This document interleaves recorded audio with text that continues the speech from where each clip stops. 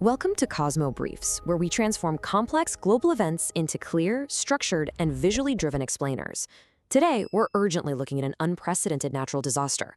On June 24, 2026, the nation of Venezuela was violently fractured by a catastrophic seismic event, and honestly, it's left the international community completely reeling. We're going to break down the exact timeline, the staggering geological data, and the unfolding humanitarian response to the deadliest back-to-back earthquakes this region has seen in over a century. So let's get right into the facts on the ground. Okay, let's dive into this. The immediate aftermath of just 39 seconds of sheer terror is chaotic, to say the least. At 6:04 p.m. local time, on what was supposed to be a peaceful national holiday, a massive 7.2 magnitude earthquake struck near the Venezuelan coast. But the true nightmare? It didn't end there. Less than a minute later, before anyone could even process what was happening or flee to safety, an even more powerful 7.5 magnitude quake hammered the exact same region. And because it was a holiday, millions of people were inside their homes, perfectly exposing the population to the devastating structural collapses that followed.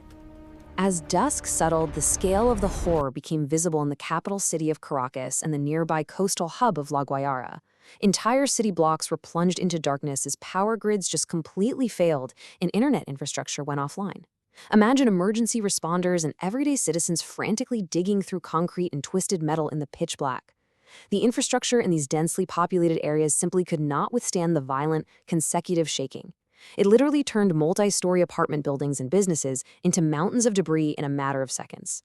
To put this into historical perspective, we really have to look closely at this number right here, 7.5. That was the magnitude of the second shock. According to the United States Geological Survey, this stands as the strongest tremor to strike Venezuela since 1900. It wasn't just a strong earthquake, it was a generational, historic rupture. You see, the first 7.2 quake severely compromised the structural integrity of buildings, bridges, and roads. That meant when the 7.5 wave hit moments later, the infrastructure had absolutely zero capacity to absorb the shock, leading to catastrophic compounded failure. Now, what's really interesting about this slide is the sheer scale of the ground-level destruction. We're not just talking about older buildings coming down.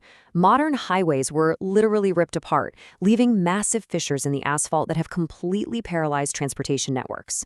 Authorities report that at least 250 buildings have been severely damaged or just completely lost, heavily concentrated right in those coastal areas. This level of infrastructural paralysis makes it incredibly difficult for heavy machinery to reach the zones where people are still trapped under the rubble. And you know that logistical nightmare, it extends to the skies. At Maiquetía, which is Venezuela's main international airport, located on the outskirts of Caracas, the shaking was so violent that the terminal's ceiling collapsed, filling the concourses with dust and debris. The immediate closure of this airport instantly cut off a vital logistical lifeline for the country. I mean, in the critical first 48 hours of any disaster, an international airport is the primary artery for incoming medical supplies, search and rescue teams, and heavy airlift equipment. Its closure bottlenecked the global relief effort right from the very start. Behind all the geological data and infrastructural damage, there are the very real human stories of survival and absolute terror. Nicole Colster, a resident living on the 7th floor of an apartment in the Los Palos Grandes neighborhood, described the experience saying, "It was so strong that I thought the building was going to fall on top of me." Let that sink in for a moment. Millions of people experienced this profound helplessness. And right now, many of those survivors are trapped in structurally unsound buildings, enduring dozens of aftershocks, and they're completely cut off from the outside world due to sweeping power and telecommunication blackouts. So, the crucial point is grasping the tragic human toll, which is unfortunately rising by the hour. While initial confirmed minimums report 235 deaths and over 4,300 injuries, the USGS projections paint a far, far darker picture. Based on population density, the time of day, and building standards, their models indicate a grim 42% probability that the final death toll will actually exceed 10,000 people. They even note a significant chance it could climb much higher. That massive gap between the confirmed numbers and the projections represents the people currently missing beneath the concrete. Right now, desperate active rescue operations are underway in hard-hit Caracas neighborhoods like Altamira and Los Palos Grandes, which, by the way, are areas that were also devastated during the last major quake back in 1967. Emergency responders are pulling survivors from the debris, navigating incredibly precarious ruins. Mayor Gustavo Duque actually reported teams working feverishly outside just one ruined building, where a dozen had perished, but over 24 were miraculously pulled out alive. But the window for finding survivors is rapidly closing, making this an absolute race against time. We're also seeing a stark reminder of the fog of disaster. Early broadcasts were flashing numbers like 32 dead and 700 injured. In the immediate aftermath, fractured communication lines almost always lead to undercounting.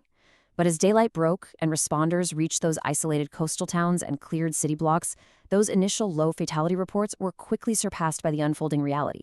Assessing the true scale of the damage has been severely hampered by the blackouts, meaning the world is really only just beginning to see the full, horrific picture of this catastrophe. And this brilliantly illustrates exactly the where and why of the devastation. The epicenters were located just west of the capital, near the towns of Morón and San Felipe. Venezuela sits precisely over the meeting point of two major tectonic plates. Decades of immense friction and pressure built up along this fault line, and on June 24th, it suddenly released.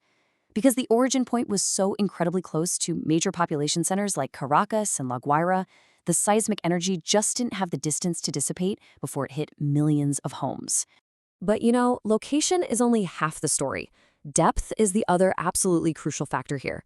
Both of these strikes were incredibly shallow. The first 7.2 magnitude quake was centered just 20.3 kilometers below the surface, and the subsequent 7.5 magnitude quake was even shallower, at a depth of only 10 kilometers. In seismology, shallow earthquakes are notoriously destructive.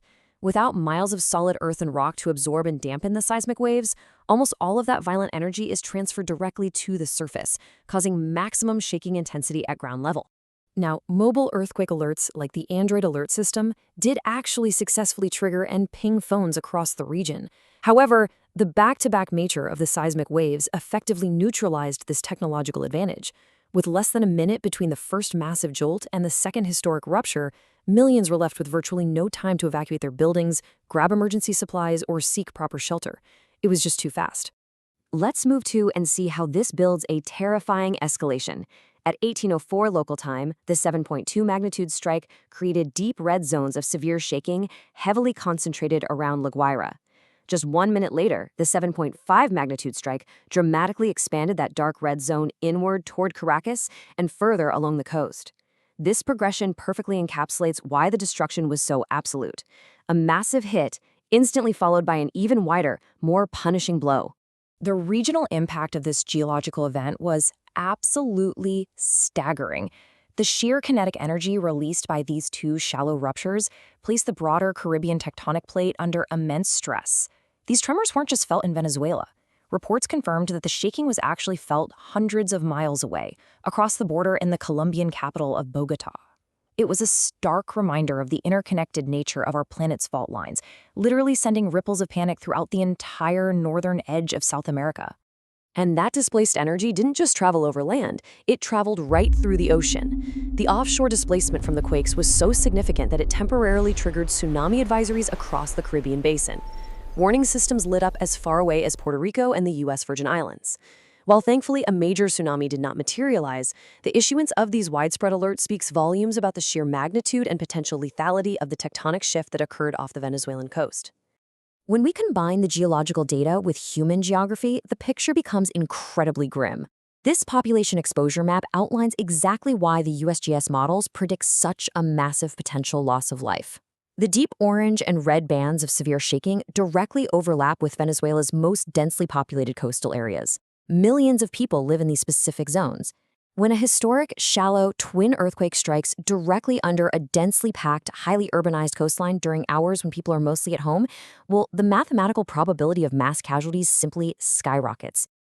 We are seeing total structural failures of prominent coastal buildings, like a multi-story hotel sheared completely from its foundation by the unprecedented lateral forces of the quakes. These high-rises, which were built to withstand normal wear and tear, were utterly devastated.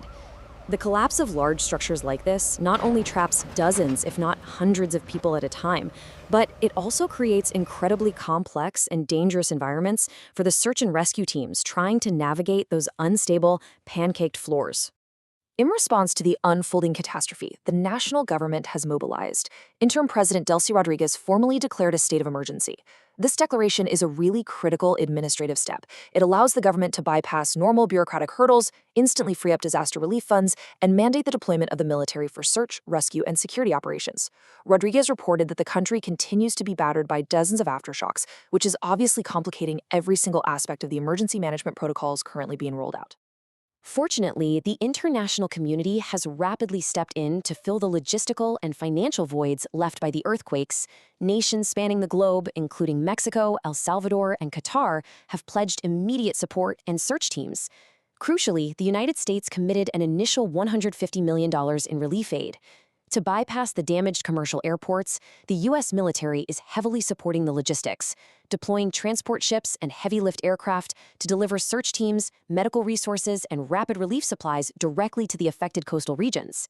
From a broader geopolitical perspective, this disaster is unfolding against a backdrop of massive recent shifts. Prior to 2026, the relationship between the U.S. and Venezuela was defined by deep hostility and heavy economic sanctions. However, following the capture of Nicolas Maduro earlier this year, the Trump administration recognized and threw its support behind interim President Delcy Rodriguez. Therefore, this rapid deployment of U.S. aid and close cooperation marks the very first major test of this brand new, highly complex geopolitical relationship, showing exactly how natural disasters can instantly force diplomatic pivots. Which leaves us with a critical question moving forward. Beyond the immediate, urgent need to save lives and rebuild shattered cities, how will this catastrophic natural disaster reshape Venezuela's geopolitical and economic future in such a delicate transitional period? Will this influx of international cooperation stabilize the nation, or will the sheer cost of rebuilding prove too much? Thanks for joining us for this explainer. If you want to keep understanding the world's most complex events as they unfold, make sure to subscribe to CosmoBriefs, and we'll see you next time.